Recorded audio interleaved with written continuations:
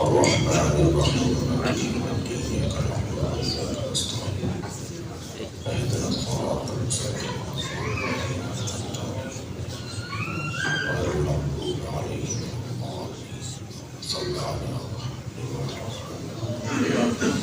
أعوذ بالله من الشيطان الرجيم بسم الله الرحمن الرحيم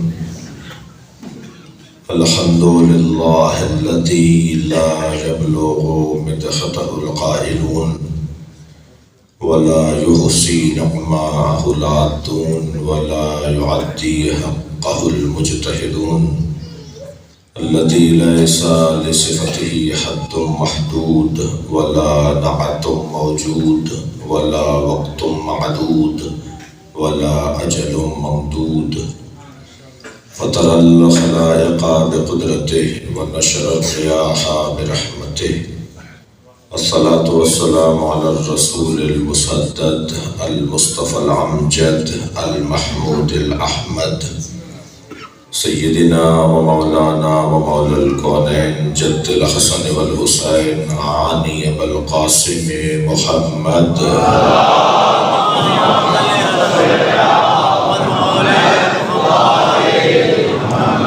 وآله الطيبين الطاهرين المعصومين الذين قال الله إنما يريد الله ليذهب عنكم الرجس أهل البيت ويطهركم تطهيرا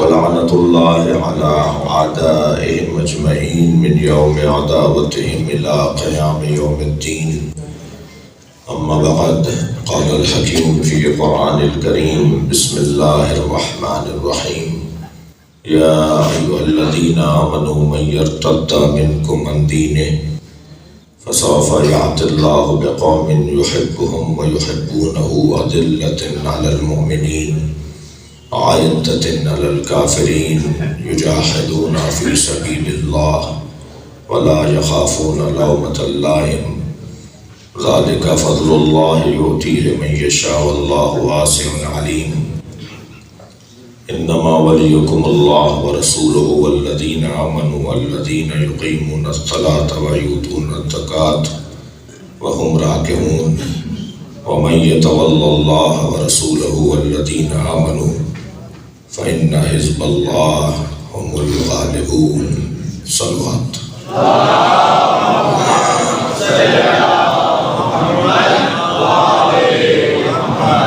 سورہ فاتحہ کی التماس ہے دانشور محترم مفکر محقق ایک درد ملت سے سرشار شخصیت ایک بہترین مربی ایک بہترین استاد ایک بہترین رہنما ایک بہترین دوست ایک بہترین باپ اور ساری باتوں میں ایک بہترین انسان یعنی سید ثاقب اکبر نقوی رحم اللہ من قرأ الفاتحہ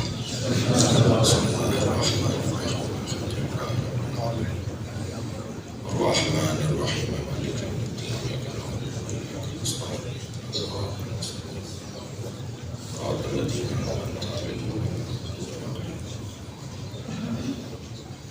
بسم اللہ الرحمن الرحیم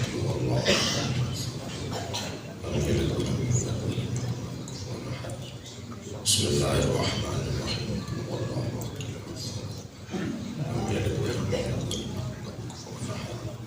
اللہم صلی علی محمد وعلی مغفرت کے لیے صلوات پڑھیں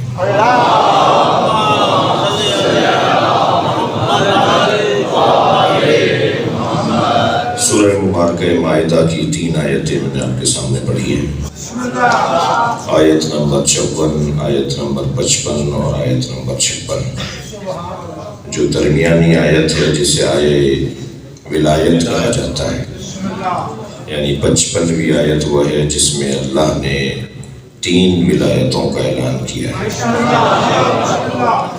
جی اعلان ہو رہا ہے کہ تمہارا ولی اللہ ہے اللہ کا رسول ہے وہ جو ایمان لائے، جنہوں نے نماز قائم کی اور حالت رکوع میں زکوٰۃ دی۔ یہ جو تین ولایتیں اللہ نے ہمارے لیے قرار دی ہیں، سب سے پہلی ولایت اللہ کی۔ ہر ایک کو ولایت الہیہ نصیب نہیں ہوتی۔ پھر دوسری ولایت رسول اللہ کی، یہ قسمت والوں کو نصیب ہوتی ہے۔ اور پھر تیسری ولایت علی کی، جو نور علی نور ہے۔ یہ تین ولایتیں جن کو نصیب ہوں، ان میں اہلیت ہونا ضروری ہے۔ یعنی مجھے اگر بولنا نہ آئے تو آپ مجھے ممبر پہ نہ بٹھائیں، تو یہ کیسے ممکن ہے کہ تین ولایتیں مل جائیں اور اہلیت نہ ہو؟ جنہیں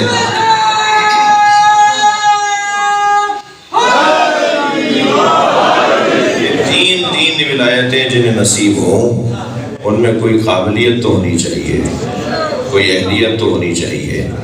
ہر ایک جگہ پر، ہر ایک رستے پر، ہر روڈ پر جہاز نہیں اترتا، اس کے لیے ایک علیحدہ رن وے بنانا پڑتا ہے۔ ہر ایک کو ہر مقام نہیں دیا جاتا، ہر ایک کو ہر ذمہ داری نہیں دی جاتی۔ فرشتہ بھی ہر جگہ نہیں اترتا۔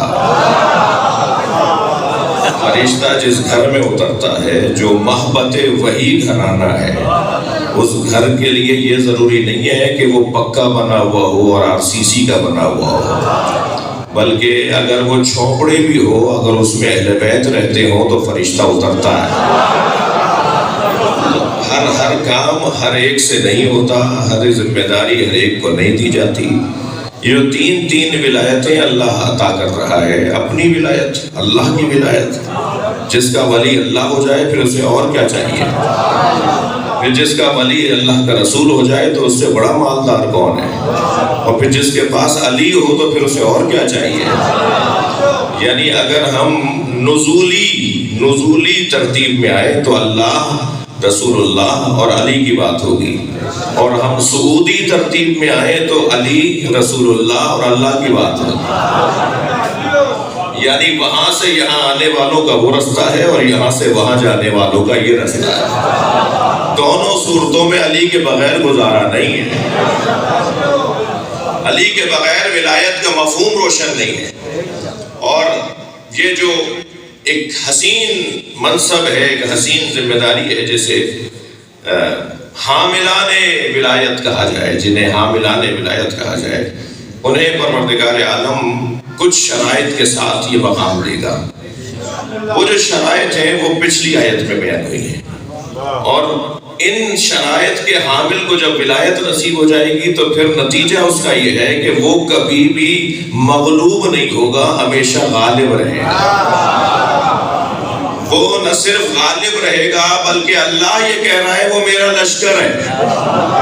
اللہ ایسے لوگوں کو اپنا ہی لشکر بنا لیتا ہے، انہی کو حزب اللہ بنا دیتا ہے۔ جنہیں اللہ نے حزب اللہ قرار دیا وہ کچھ تو شرائط ہوگی ان میں۔ اب میں جس حسین اور عظیم شخصیت کی مجلس چہلم سے خطاب کی توفیق پا رہا ہوں، یقیناً وہ شخصیت ان شرائط کی حامل شخصیات میں سے اور اس کی کوشش کرنے والوں میں سے تھی۔ ارشاد ہو رہا ہے، یا ایھا الذین آمنوا، اے صاحبان ایمان، من یرتد منکم عن دینہ، اگر تم میں سے کوئی دین سے پھر گیا، فسوف یأتی اللہ بقوم، تو پھر اللہ ایک اور قوم کو لے آئے گا۔ یعنی جائے گا تم میں سے کوئی ایک، اور تمہارے جانے سے کوئی فرق نہیں پڑے گا، بلکہ تمہاری جگہ ایک قوم آ جائے گی۔ یعنی کوئی یہ نہ سمجھے کہ میرے دم سے امام بارگاہ چل رہا ہے، کوئی یہ نہ سمجھے کہ میرے دم سے یہ مجلس چل رہی ہے، کوئی یہ غرور نہ کرے کہ میں ہوں تو عزاداری ہے۔ تمہاری وجہ سے عزاداری نہیں ہے، تم عزاداری کی وجہ سے۔ صلوات پڑھیں محمد و آل محمد۔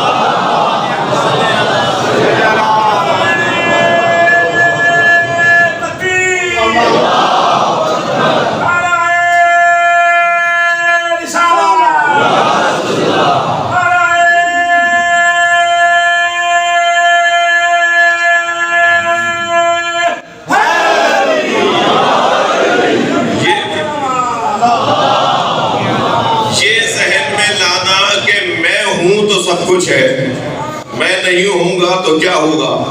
یہ اللہ نے آئینہ دکھا دیا، خبردار تمہاری وجہ سے کچھ نہیں ہے، بہت سے لوگوں کی وجہ سے بہت سے کام خراب ہیں۔ یعنی میں اگر یوں کہہ دوں، قرآن کی زبان میں بات کر رہا ہوں، قرآن کہہ رہا ہے کہ اگر تم میں سے کوئی مرتد ہو گیا تو تمہاری جگہ اللہ ایک قوم کو لے آئے گا۔ بہت سے لوگوں کا تو جانا ہی غنیمت ہے کہ وہ جائیں تو کوئی اچھے لوگ آ جائیں۔ صلوات پڑھیں ذرا محمد و آل محمد۔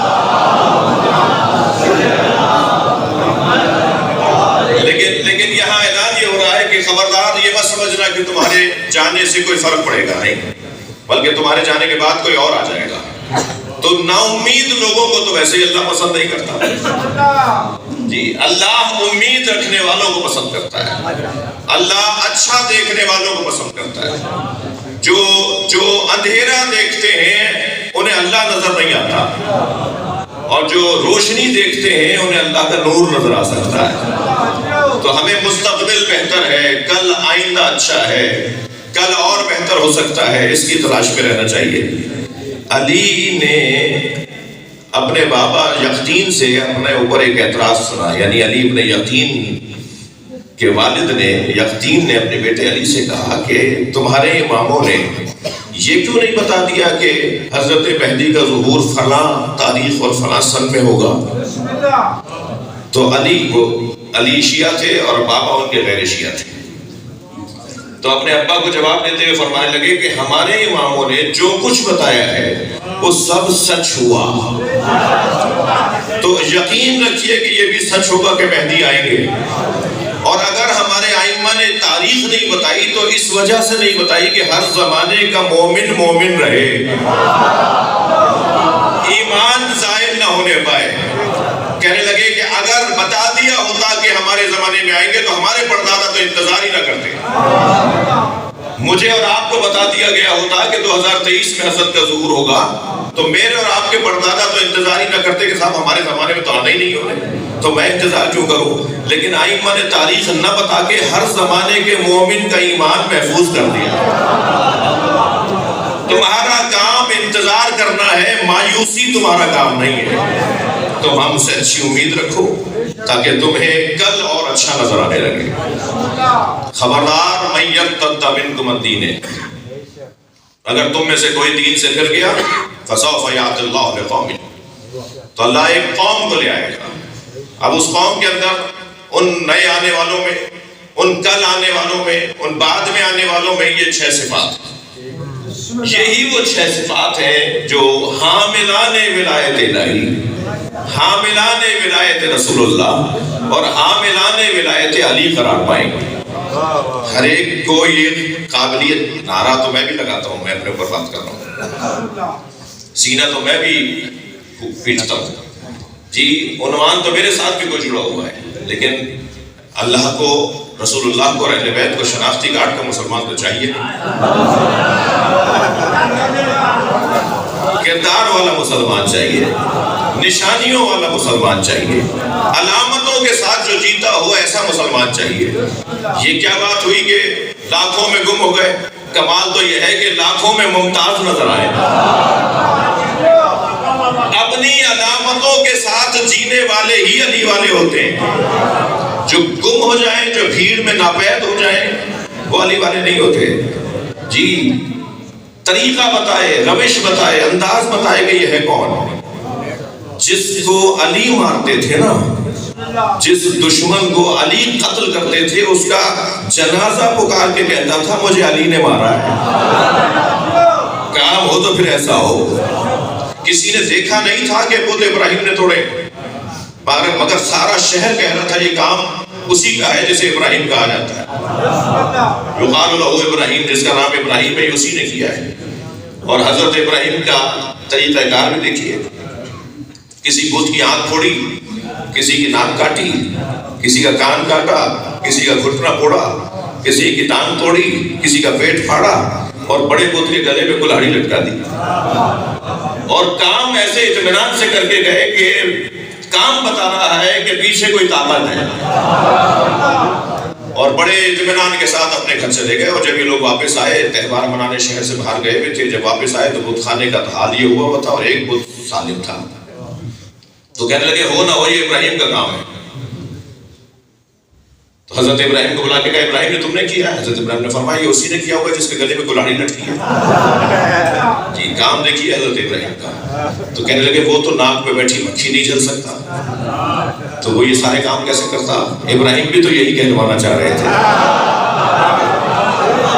جیسے ہی کہا وہ تو ناک پہ بیٹھی مکھی نہیں جل سکتا, تو ابراہیم علیہ السلام دیکھیں ہم اپنے مردے کو, ابھی جیسے میرے بھائی ایک مصرع پڑھ رہے تھے, ہم اپنے مردے کا شانہ ہلا کے اسما افہم کہتے ہیں نا, اسمائی افہمی یا اسما افہم, ہم یہ کہتے ہیں نا اپنے مردے کو.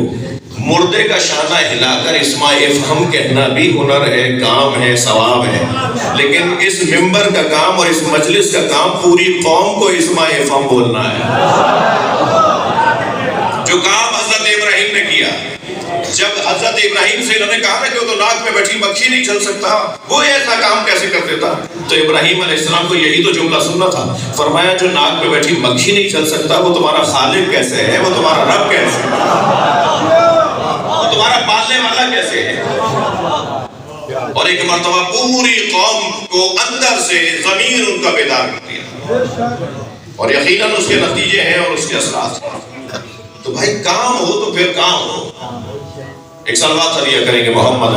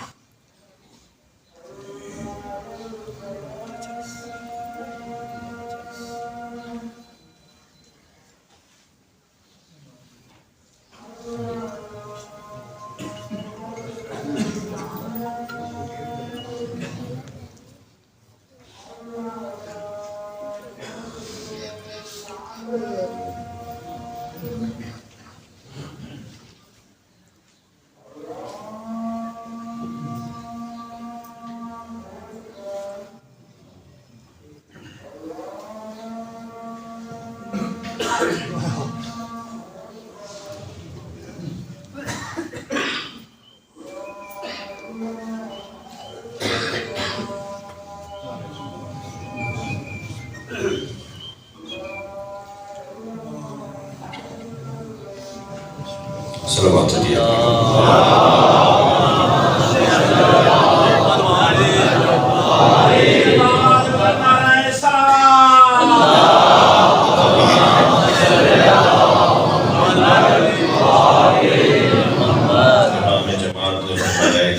यहाँ 1:10 पे नमाज जमात होगी, तो इतनी गुंजाइश मेरे पास है जब तक नमाज जमात का वक्त हो एक और सलावत दिया करें।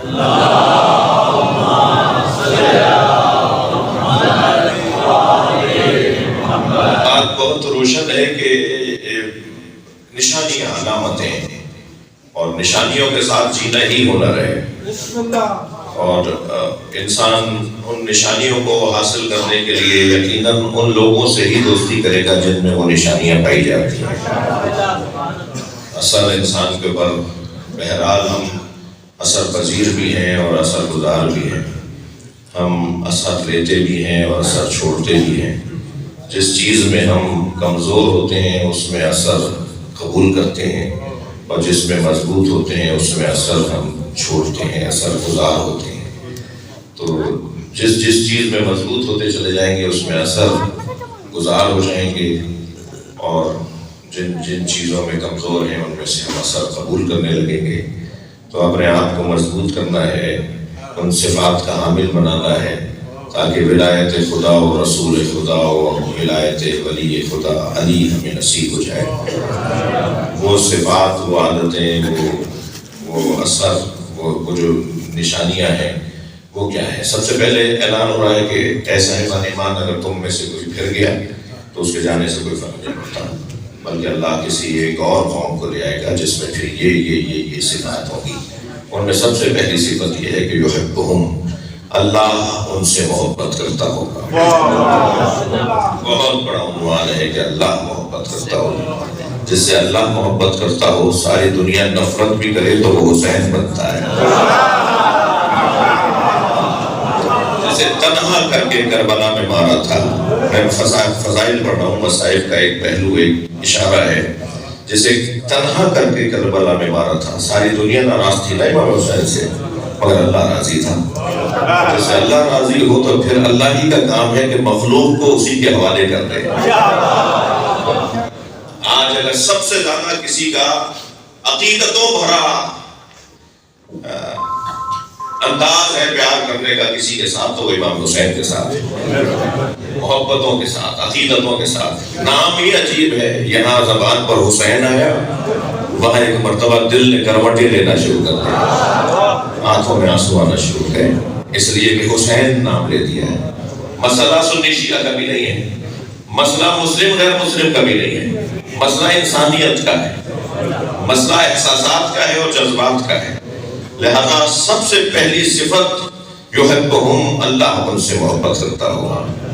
ये जो अल्लाह मोहब्बत करता है ये बड़ा उन्वान है, बड़ा हसीन उन्वान है, बड़ा रोशन उन्वान है। अल्लाह मोहब्बत करता होगा, बाद वाली सिफत है युहिब्बुनहु, और वो भी अल्लाह से मोहब्बत करते होंगे। यानी मोहब्बत दो तरफा होगी, दो तरफा मोहब्बत को ही इश्क कहा जाता है। अल्लाह उनसे मोहब्बत करता होगा और वो अल्लाह से मोहब्बत करते होंगे।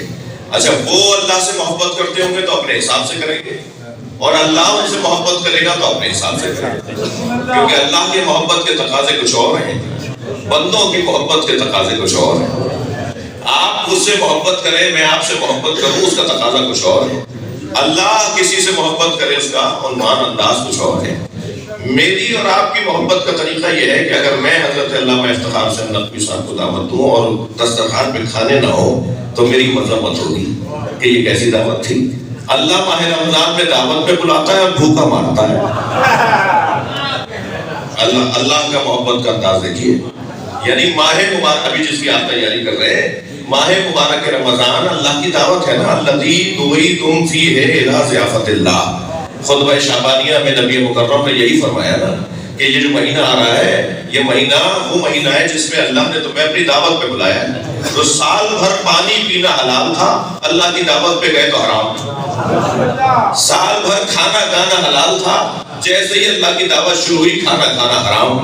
तो अल्लाह ने अपनी दावत पे जब बुलाया है तो अपनी मोहब्बत का वो इजहार जब करेगा तो अपने तरीके से करेगा। وہ کیونکہ کھانے پینے کی الجھنوں سے محفوظ ہے، تو جس سے محبت کرتا ہے اسے بھی اس الجھن سے نکالنا چاہتا ہے۔ فلسفہ مبتلات روزہ کا فلسفہ ایک ہی ہے کہ اللہ اپنے آپ سے قریب کرنا چاہتا ہے، اور وہ ان الجھنوں سے دور ہے، وہ ان سے مبرہ ہے، وہ ان سے منزہ ہے، تو اس کے محبت کا طریقہ تو کچھ اور ہے۔ میری اور آپ کی محبت کا طریقہ ہماری ایک دوسرے کے ساتھ یہ ہے کہ ہم ایک دوسرے کے آسائش فراہم کرنے والے قرار پاتے ہیں، ہم ایک دوسرے کو سہولتیں آسائشیں فراہم کرتے ہیں۔ پریشان ہیں فلاں چیز پہنچا دو تاکہ پریشانی دور ہو جائے، لیکن جب اللہ محبت کرتا ہے تو مصیبتوں میں مبتلا کرتا ہے۔ اللہ کا طریقہ یہ ہے، جس سے بھی اسے پیار ہوتا ہے وہ اسے مصیبتوں میں ڈال دیتا ہے۔ میرے معصوم امام جعفر صادق علیہ السلام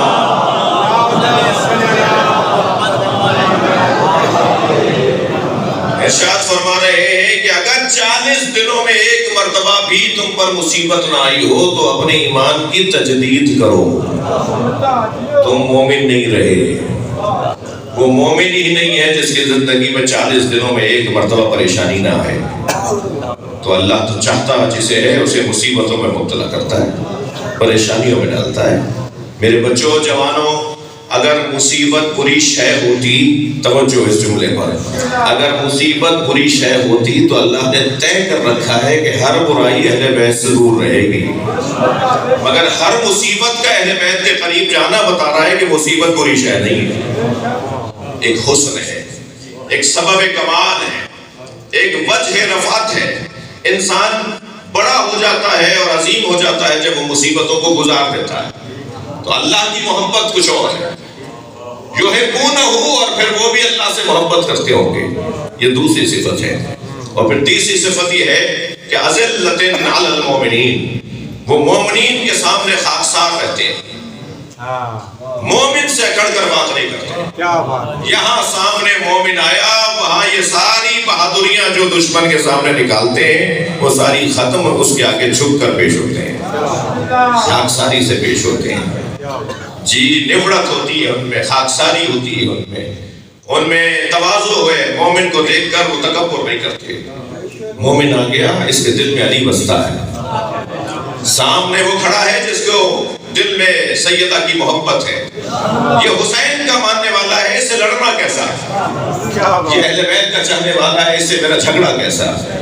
مومنوں کی ایک علامت یہ کہ یہ مومنین کے سامنے خاکسار رہتے ہیں۔ میں ایک بہت بڑی آبادی میں حاضر ہوا ہوں، یہ دیکھنے میں آتا ہے اکثر ایسی ہماری آبادیوں میں کہ اپنا ساری توانائی اپنوں پر ہی خرچ ہو۔ تو میں ان سے مخاطب ہوں، ایک مجلس یقیناً انشاءاللہ دتا میں پڑھ رہا ہوں، لیکن انشاءاللہ دتا کے لیے نہیں پڑھ رہا کیونکہ کیمرہ رکھا ہوا ہے، نہ جانے کون کون اس وقت مجلس سن رہا ہوگا یا سن لے گا۔ میرے عزیزوں، میرے بچوں، اپنی توانائیاں اپنوں پہ خرچ نہیں کرو۔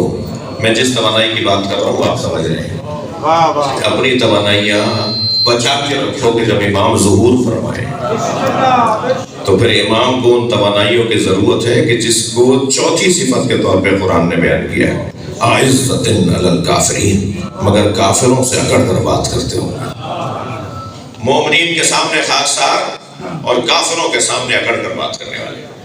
یہ چوتھی صفت ہے ان لوگوں کی کہ جو صاحبان اور حاملان ولایت خدا اور ولایت رسول خدا اور ولایت علی قرار پائیں گے۔ پانچویں صفت، یجاہدون فی سبیل اللہ، وہ اللہ کی راہ میں مسلسل جہاد کرنے والے ہوں گے، مسلسل کوشش کرنے والے ہوں گے۔ اہل علم تشریف فرما ہے، اہل دقت بیٹھے ہوئے ہیں، یہاں جہاد سے مراد جہاد بالسیف نہیں ہے، مطلق جہاد ہے۔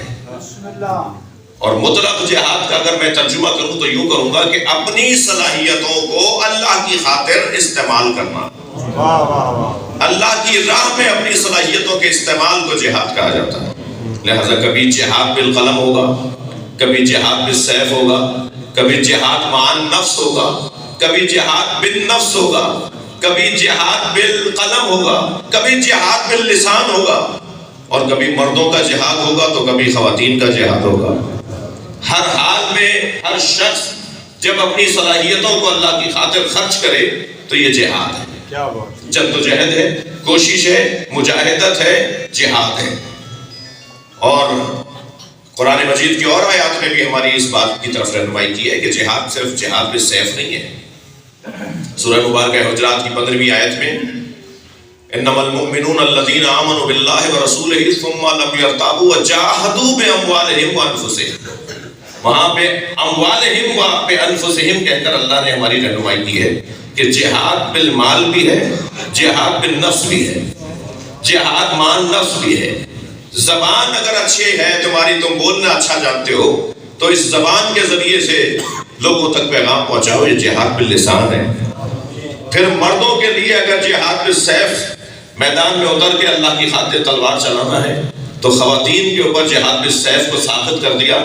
اس کا یہ مطلب نہیں ہے کہ وہ مجاہد نہیں ہو سکتی، نہیں، ان کے لیے کہا کہ حسن جہاد المرأہ حسن التباعد، خاتون کا بہترین جہاد یہ ہے کہ وہ اپنے شوہر کے ساتھ اچھا سلوک رکھے۔ بہترین سلوک ایک خاتون کا اپنے شوہر کے ساتھ، یہ اس کا بہترین جہاد ہے۔ جی ہرگز میں یہ نہیں کہہ رہا کہ حدیث یہ کہہ رہی ہے کہ شوہر کے ساتھ جہاد، کہنے لگے مولانا پہلے ہی گھر ہمارا میدان جہاد بنا ہوا ہے، آپ نے اور حدیث سنا دی۔ ایک صلوات ہدیہ کریں ذرا نبی کے ذات پر۔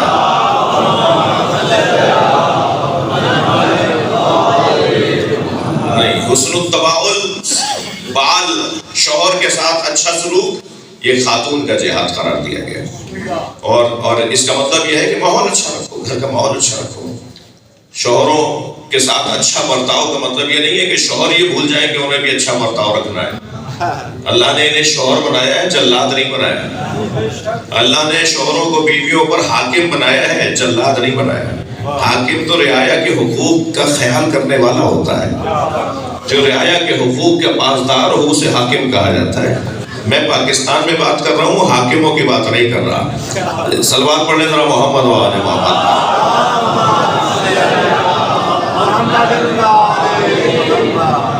جی تو جہاد مطلقاً جہاد، وَيُجَاهِدُونَ فِي سَبِيلِ اللَّهِ، مسلسل اللہ کی راہ میں جہاد کرنے والے۔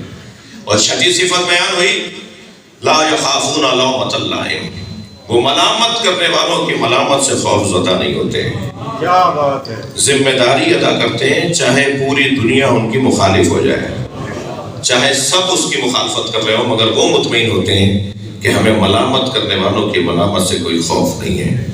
میرے بچوں، جوانوں، میرے ہمسن ساتھیوں، ضمیر مطمئن ہونا چاہیے، چاہے دنیا کچھ بھی کہتی رہے۔ آپ سب کو راضی نہیں کر سکتے، آپ سب کو خوش نہیں کر سکتے، سب آپ سے راضی ویسے بھی نہیں ہوں گے۔ سب کو راضی کرنا میرا اور آپ کا کام بھی نہیں ہے۔ سب کو راضی کرنے والا کسی کو راضی نہیں کر سکتا۔ ہمیں امام حسین کے دیے ہوئے فارمولے پر عمل کرنا چاہیے، یا اللہ جس نے تجھے پا لیا اس نے کیا کھویا۔ صلوات پڑھنے مولا حسین کے ذات پر۔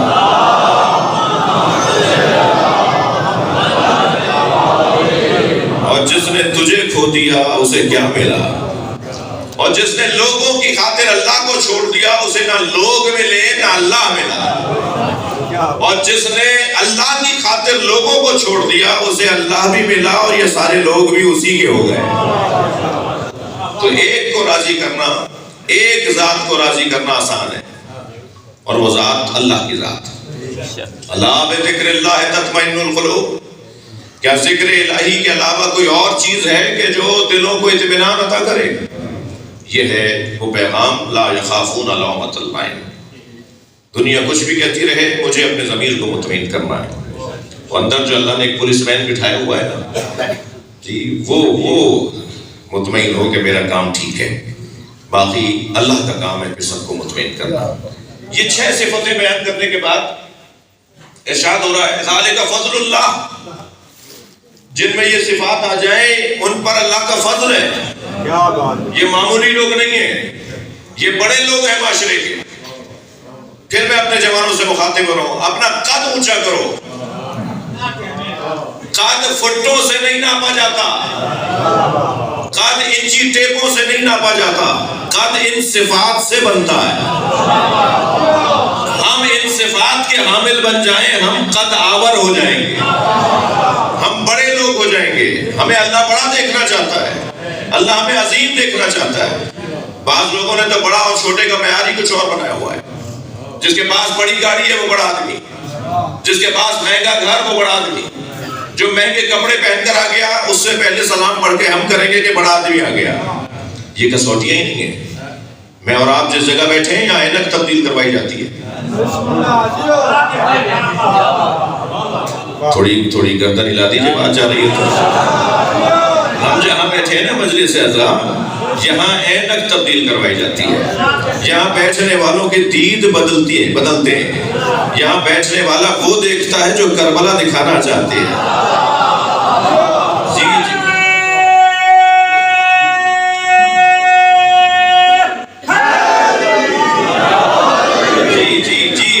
اگر میں عامیانہ عوامی خطیب ہوں تو برداشت کیجئے. مجھے تو بچوں کو بھی تو کچھ کہنا ہے نا. سب کے لیے تو ایک جیسی گفتگو نہیں ہوگی. مجلس ہے, کوئی کلاس تو ہو نہیں رہی. جی اگر سرخ شیشوں کی اینک لگا لی جائے نا تو شلجم بھی چقندر نظر آتا ہے. اینک کی بات ہے کہ دیکھ کس دید سے رہے ہو, کون سا زاویہ ہے جس سے تم دیکھ رہے ہو. یہ مجلس ہمیں زاویہ عطا کرنے والی جگہ ہے. میں ایک جگہ سے گزر رہا تھا, میرے بڑھتے ہوئے قدم رک گئے اس لیے کہ سامنے سانپ بیٹھا ہوا تھا. اب سانپ سامنے بیٹھا ہے, میں آگے جاؤں یا نہیں جاؤں یہ میں سوچ رہا تھا. کھڑا دیکھ رہا تھا کہ سانپ سامنے بیٹھا ہے کہ کچھ لوگوں نے دور سے دیکھ کر تبصرہ شروع کیا. دیکھو مولانا کو بڑی شجاعت کی باتیں کرتے ہیں, بڑے بھڑکتے ہوئے بیانات بھی دے دیتے ہیں, سانپ سے ڈر رہے ہیں. اب میں سوچنے لگا ان کے چڑھانے میں آؤں یا عقل مندی کا ثبوت دوں. جی ہاں, بہت سارے لوگ چڑھا کر غائب بھی ہو جاتے ہیں. حضرت مسلم کو ماننے والے تو اس بات کو جانتے ہیں نا. ابھی کھڑا میں سوچ رہا تھا کہ میں کیا کروں, سامنے سانپ ہے اور یہ مجھے اکسا رہے ہیں, یہ مجھے چڑھا رہے ہیں. تو ایک بچہ چھوٹا سا میرے برابر میں آ کے کھڑا ہوا, کہنے لگا مولانا یہ پلاسٹک کا سانپ ہے. جیسے ہی مجھے پتا چلا پلاسٹک کا سانپ ہے, میں نے اسی پہ پیر رکھا, اسے کچلتا ہوا آگے چلا گیا. معلوم یہ ہوا جب حقائق روشن ہو جاتے ہیں تو اقدامات بھی تبدیل ہو جاتے ہیں. بھائی جملہ ہدیہ کرنے جا رہا ہوں, ساری دنیا جس یزید سے ڈرتی تھی حسین اس کی حقیقت کو جانتے تھے. صلوات پڑھے محمد و آل محمد.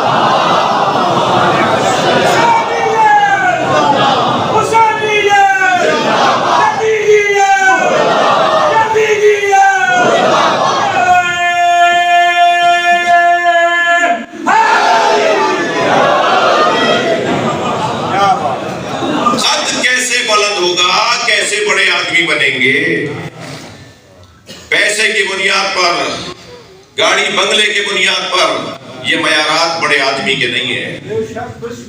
اللہ نے ویسے ہی اپنے فقیروں کو, اپنے ولیوں کو فقیروں میں اور فقیروں کو ولیوں میں رکھا ہے. ہمیں ان عنوانات کے ساتھ تو کسی کا احترام, بے احترامی تو کسی کی نہیں ہونی چاہیے, لیکن احترام اس بنیاد پہ نہیں ہونا چاہیے. جی یہ کوئی عنوان نہیں ہے. ویسے بھی ہم اس وقت ایک کیفیت میں ہیں, ہم سب کپڑے پہنے بیٹھے ہیں. گردن ہلا دیجیے. ہم سب کپڑے پہنے بیٹھے ہوئے ہیں. عربی زبان میں کپڑوں کو لباس کہتے ہیں, ہم بھی بولتے ہیں مگر یہ عربی کا لفظ ہے. اور لباس کے دو معنی لغت میں لکھے ہیں, ان میں سے ایک معنی ہے دھوکہ. لباس یعنی دھوکہ, فریب. ابھی ہمارا بچہ دنیا میں آیا نہیں ہوتا, ہمارے گھر کی بڑی بوڑھیاں لباس تیار کر رہی ہوتی ہیں. دنیا کا پہلا تحفہ دھوکہ.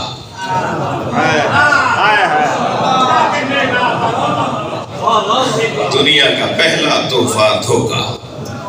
جی مہنگے کپڑے والے کو بڑھ کر سلام کر رہے ہیں, کالا اترا ہوا ہے تو سلام کا جواب نہیں دے رہے, تو دھوکہ ہو رہا ہے یا نہیں ہو رہا؟ کون دھوکہ دلوا رہا ہے؟ کپڑے, لباس. لباس کی بنیاد پہ ہمارے رویے بدل رہے ہیں تو دھوکہ ہو رہا ہے نہیں ہو رہا؟ دنیا میں انسان رہتا ہے دھوکوں کے ساتھ, فریبوں کے ساتھ. واہمات کی جگہ ہے, توہمات کی جگہ ہے, فریبوں کی جگہ ہے کچھ اور, نظر کچھ اور آتا ہے. کیا کریں کہ وہی نظر آئے کہ جو ہے. اس ہنر تک پہنچنے کے لیے اس دروازے پر آنا پڑے گا جو چشم جان سے دیکھتے تھے. چشم سر سے دیکھنے والے دھوکہ کھاتے ہیں اور چشم جان سے دیکھنے والے حقیقت تک پہنچتے ہیں. اور جنہوں نے اپنی پورے وجود کو آنکھ بنا دیا اسی کو علی کہا جاتا ہے. یہ کیسے ممکن ہے کروں جسے میں دیکھتا نہ ہوں. جب کسی نے پوچھا کہ آپ نے اپنے اللہ کو دیکھا ہے, آپ نے معبود کو دیکھا ہے, فرمایا میں اس کی عبادت کیسے کروں جسے دیکھا نہ ہو. فرمایا مگر اسے ان آنکھوں سے کہاں دیکھا جا سکتا ہے, اس کے لیے تو پورے وجود کو آنکھ بنانا پڑے گا, پھر اس پورے وجود سے تمہیں اللہ نظر آنے لگے گا. وہ جو اپنی جان سے, اپنے وجود سے دیکھتا ہو, وہ ہمیں آنکھیں دینا چاہتا ہے, وہ ہمیں بینائی دینا چاہتا ہے, وہ ہمیں روشنی دینا چاہتا ہے. لہٰذا اپنا قد بڑا کرنے کے لیے, اپنا قد اونچا کرنے کے لیے ہمارے ہاں یہی معیارات ہیں. میں ایصال ثواب کی مجلس پڑھ رہا ہوں, جس شخصیت کے کو ذہن میں رکھ کر میں نے مضمون تیار کیا, تقاضا یہی ہے جو میں باتیں کر رہا ہوں. جی بعض لوگوں نے تو ان عنوانات کے تحت انسانوں کو بڑا سمجھا ہے. ایک فوجی افسر حضور مجھ سے کہہ رہے تھے کہ وہ مسلسل اپنے لشکر کو لے کر ایک صحرا سے دوسرے صحرا میں سفر کر رہے تھے. کئی دن کے بعد ایک گھر نظر آیا, ایک باڑ لگی ہوئی نظر آئی اور ایک بہت بڑا دروازہ. کہنے لگے, ہم نے کہا بھائی اس جگہ پہ کوئی رہتا ہوگا. تو ہم نے اپنی اس ڈنڈی سے اسے بجانا شروع کیا تو ایک بچہ باہر آیا. تو ہم نے کہا بیٹا کسی بڑے کو بھیجو, ہمیں بات کرنی ہے. کہنے لگا آپ مجھ سے بات کیجئے. ہم نے پھر کہا کہ آپ کسی اور کو بھیج دیجئے, آپ کے گھر میں جو بڑا ہو اسے لے آئیے. اس نے کہا آپ کہیے تو صحیح ہے, آپ کو کام کیا ہے مجھ سے کہیے. پھر کہنے لگے, میں نے پھر کہا کہ کسی بڑے کو بھیج دیجئے. تو وہ گھر میں گیا اور اونٹ کو پکڑ کر لے آیا. کہنے لگے ہمارے گھر میں یہی بڑا ہے. آپ جس بڑے کی تلاش میں وہ تو یہ ہے. تو اگر ہم بڑے اور چھوٹے کا معیار یہ بنائیں گے تو پھر جانور تو انسان سے بڑا ہے. جی ہاتھی سے بڑا, یہ قرآنی پیغامات ہیں, یہ حدیث کے پیغامات ہیں جو میں عرض کر رہا ہوں. پھر ہاتھی سے اونٹ سے بڑا تو کوئی بھی نہیں ہے, تو پھر بڑا وہ ہونا چاہیے. لیکن نہیں, قرآن نے کہا بڑا وہ ہے جن میں یہ 6 صفات ہو. ذالک فضل اللہ. صلوات پڑھیں محمد و آل محمد.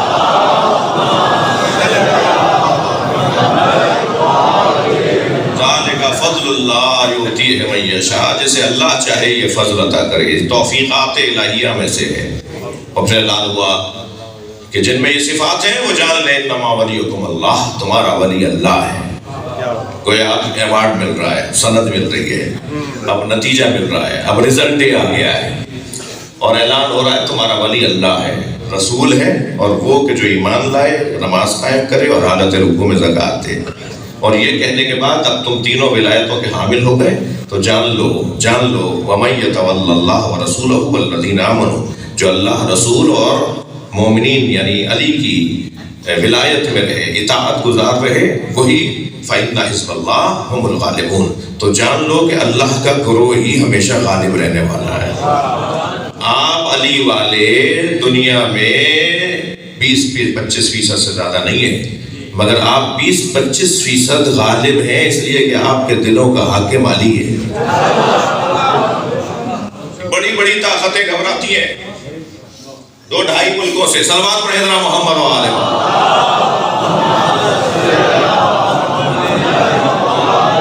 اس لیے کہ اللہ, رسول اور علی کی ولایت کے حامل لوگ ہیں, اور جو ان ولایتوں کا حامل ان صفات کے ساتھ ہو وہی حزب اللہ ہے, وہی اللہ کا لشکر ہے, وہی ہمیشہ غالب آئے گا. اللہ ہماری ایسی شخصیات کو جو ہمیں چھوڑ کر جا رہی ہیں, ان کی زندگی پر عمل کر کے نئی, بہتر اور زیادہ مضبوط شخصیات عطا فرمائے. حسین گئے مگر زین العابدین چھوڑ کر گئے. امام زین العابدین گئے مگر امام محمد باقر چھوڑ کر گئے. آج بھی اس حسین کے انتظار میں ہیں ہم, جن کے لیے خود امام حسین نے فرمایا لو ادرکتہ لختمت ایام حیاتی. اگر میں نے مہدی کو پا لیا ہوتا. یہ کون کہہ رہا ہے؟ یہ امام حسین کہہ رہے ہیں. جب کسی نے امام حسین سے پوچھا حل ولد المہدی, کیا مہدی کی ولادت ہو گئی؟ تو فرمایا اگر میں نے مہدی کو پا لیا ہوتا تو میں حسین اپنی ساری زندگی مہدی کی خدمت کے لیے وقف کر دیتا. لہذا ایک جانے والا بعد میں بہتر چھوڑ کے جا رہا ہے, اور مسلسل اللہ کا کام ہے کہ وہ ہدایت کے نظام کو محفوظ رکھے. چلیے میرے عزیزو، میرے بھائی علی عباس، ان کے بھائی، ان کے اور فرزندان، خود مرحوم مغفور کی برادران، رفقا، ساتھی، دوست، مجھے بڑا خاص ثاقب بھائی سے تعلق تھا، خود سال کے زمانے سے، پھر قم میں، پھر پاکستان آنے کے بعد ایک بہترین مضبوط شخصیت سے ہم محروم ہوئے ہیں، مگر ہمارے لاکھوں ثاقب اکبر حسین پر قربان آج ان کی ترحیم کی مجلس میں جس کا ذکر ہو رہا ہے وہ بڑا ہے جسے حسین کہا جاتا ہے۔ میں مرحوم کے بچوں سے ایک جملہ کہتا ہوا مجلس کو تمام کروں کہ بھائی، آپ نے یقیناً جنازہ اپنی آنکھوں سے دیکھا اور وہاں دفنایا کہ جہاں خواہش تھی، کیسے لوگ لپٹ لپٹ کے آپ کو پرسہ دے رہے ہوں گے۔ آج جیلوں کی مجلس میں، اگرچہ مجلس کا یہ وقت رائج نہیں ہے، اس کے باوجود امام بارگاہ بھرا ہوا ہے، کتنے لوگ پرسہ دینے آئے ہیں۔ سلام ہو حسین کے بچوں پر، اجرکم اللہ، کہ کوئی تماچا مارتا تھا، کوئی سکینہ پہ تازیانہ اٹھاتا تھا۔ اجرکم اللہ، اجرکم اللہ۔ جنہیں رونا آ رہا ہے اپنی آوازوں کو آزاد کریں گے۔ جب آپ مجلس میں بلند آواز سے روتے ہیں، امام جعفر صادق دعا دیتے ہیں، یا اللہ یہ ہمارے عامر کو زندہ کر رہا ہے۔ سلام ہو حسین کے بچوں پر، سلام اس زوجہ پر بھی ہو جو اپنے شوہر کے لاشے پر آئی ہیں اور لاشا دھوپ میں دے کر آئی ہیں، اور جب لاشے سے جناب رباب کو اٹھایا گیا تو مڑ کر دیکھا اور فرمایا میرے والی میں تمہارے لیے کچھ نہیں کر پائی، مگر تمہارے لاشے سے تم سے وعدہ کر کے جا رہی ہوں جب تک زندہ رہوں گی کبھی سائے میں نہیں بیٹھوں۔ اجرکم اللہ، اجرکم اللہ۔ وہ ایک بہن بھی تو لاشے پہ آئی ہے جس سے دیکھا نہیں گیا اپنے بھائی کا لاشا، آواز دے کر کہا انت اخی زینب، کیا تم ہی زینب کے بھائی حسین ہو؟ اجرکم اللہ، اجرکم اللہ۔ پھر جناب زینب نے لاشے کے گرد چکر کاٹنا شروع کیا تو امام سجاد نے پوچھا کہ اماں کیا دیکھ رہی ہیں؟ تو فرمان لگی زین العابدین سالم جگہ ڈھونڈ رہی ہوں جہاں بوسہ دے۔ زینب کو حسین کے بدن پہ سالم جگہ نظر نہیں آئی تو کٹی ہوئی گردن کا بوسہ دیا اور پھر مدینے کی طرف رخ کر کے نانا کو سلام کیا۔ زینب بھائی کے بدن پہ کس انداز سے آئی ہے اس کا بیان بہت مشکل ہے، اور پھر جناب زینب نے امام حسین کے بدن کے برابر میں بیٹھ کے گریہ شروع کیا، رونے لگی تو امام سجاد نے سہارا دیتے فرمایا عالم غیر معلمہ ہے، کیونکہ اماں حوصلہ کیجئے۔ فرمان لگی زین العابدین دیکھ رہے ہو میرے بھائی کے بدن پہ دھوپ آ گئی ہے، زین العابدین میرے حسین کے بدن پہ دھوپ آ گئی ہے۔ رونے والوں لوگ امامہ اتار کر لے گئے، لوگ امام حسین کی نالینیں اتار کر لے گئے، حتیٰ آیت اللہ نظری منفرد نے قصہ کربلا میں اس واقعے کو لکھا ہے، رونگٹے کھڑے ہو جاتے ہیں اس واقعے کو جب پڑھا جاتا ہے کہ ایک شخص جو یزیدی لشکر کا سپاہی ہے وہ خیموں کو لوٹنے جب پہنچا تو سب خیمے لوٹ چکے تھے، تو لوٹتے ہوئے لوٹ کے لے جاتے ہوئے لوگوں میں سے ایک سپاہی سے اس نے پوچھا کسی خیمے میں کچھ بچا ہے جو میں بھی جا کے اٹھا لوں؟ تو اس نے کہا نہیں خیمے سب لوٹ گئے، حسین کا بدن لوٹا جا رہا ہے۔ اجرکم اللہ، اجرکم اللہ۔ تھکیں گے نہیں جنہیں رونا آ رہا ہے، جن کے مذہب میں رونا جائز ہے وہ آوازیں بلند کرنے سے، رونے سے ایک خاص ثواب کے حامل ہوتے ہیں۔ کہ وہ حسین کا بدن لوٹا جا رہا ہے، وہ کہتا ہے جب میں حسین کے بدن پہ پہنچا تو امامہ کوئی لے جا چکا تھا، نالینیں کوئی لے جا چکا تھا، ابا کوئی لے جا چکا تھا، حسین کے بدن پہ ایک پھٹا ہوا کرتا تھا، حسین کے بدن پہ اجرکم اللہ ایک پھٹا ہوا کرتا تھا۔ میں نے یہ سوچا کہ اس کرتے کی تو کوئی قیمت نہیں ملے گی۔ وہ کہتا ہے کہ میں حسین کو چھوڑ کے جانے لگا تو اچانک میری توجہ ہوئی کہ حسین نے اس کرتے کو روکنے کے لیے کمر میں پٹکا باندھا ہوا ہے، تو تو میں نے کہا اس پٹکے کی قیمت مجھے مل جائے گی؟ تو کہتا ہے میں حسین کے مقتول مجروح بدن کے برابر میں بیٹھ گیا اور میں نے چاہا کہ وہ پٹکا کھولوں، تو جب میں گرہ کھولنے لگا تو حسین کا ہاتھ اٹھ کر آیا اور حسین کا ہاتھ گرہ پر آ کے رک گیا۔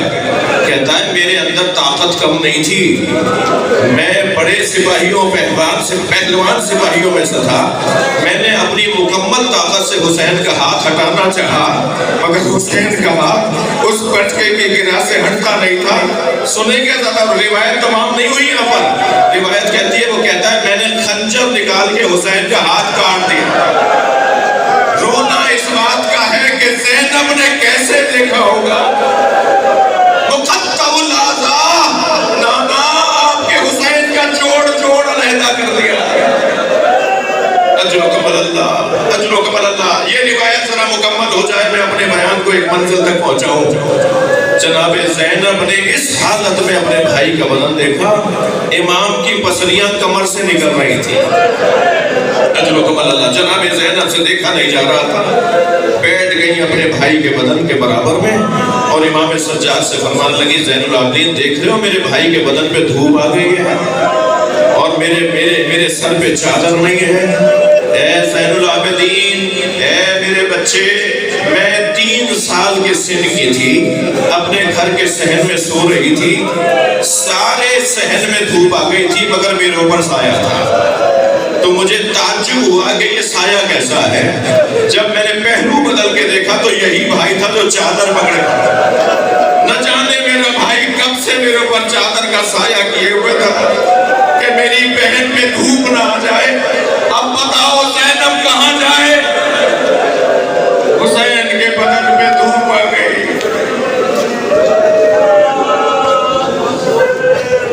لعنت اللہ علی القوم الظالمین۔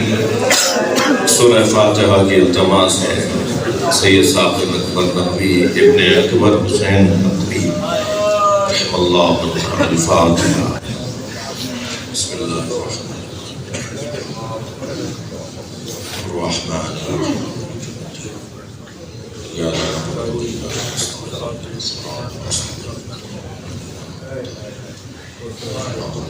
نستعین۔ بسم اللہ الرحمن الرحیم۔